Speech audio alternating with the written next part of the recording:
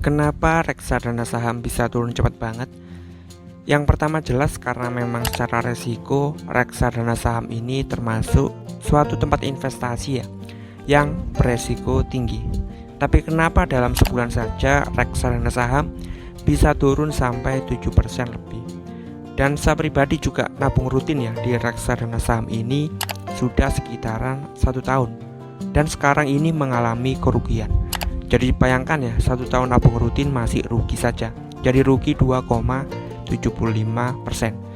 Jadi penurunan reksadana 7% dalam hanya 1 bulan ini termasuk signifikan atau turunnya termasuk besar. Jadi penurunan ini tidak terlepas dari adanya pemberitaan-pemberitaan tentang prediksi dunia yang bakalan resesi di tahun depan, yang menyebabkan orang-orang pada khawatir atau panik dan mulai menjual saham mereka. Ini bisa dilihat dari IHSG Jadi IHSG ini salah satu acuan kalau misal kalian investasi di reksadana.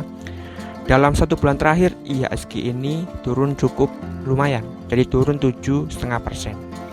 Terus kenapa reksadana saham ini yang kena dampak? Tadi karena reksadana saham ini acuannya kasarannya itu di IHSG. Karena isi dari reksadana saham ini kan saham.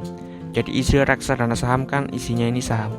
Jadi misalnya reksadana saham yang saya tabung secara rutin yaitu reksadana saham BNI AM Index IDX 30. Jadi 50% lebih isi dari reksadana ini itu saham-saham seperti ini. Jadi saham-saham Bank BCA, kemudian Bank BRI, Telkom, dan saham GoTo atau Gojek, Tokopedia. Yang dalam 1 bulan terakhir saham ini itu semuanya turun. Misalnya BCA turun 6,91%.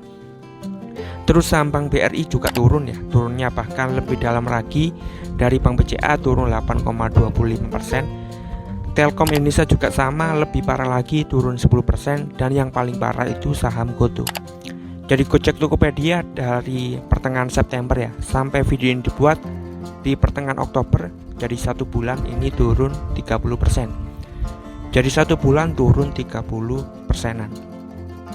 Jadi turunnya 4 saham ini karena tadi kekhawatiran adanya resesi di tahun depan.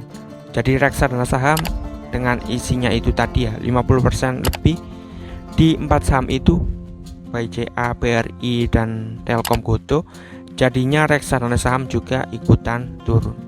Tapi kalau pasar saham nantinya bisa misalnya naik lagi, nggak tahu kapan kita bisa untung besar.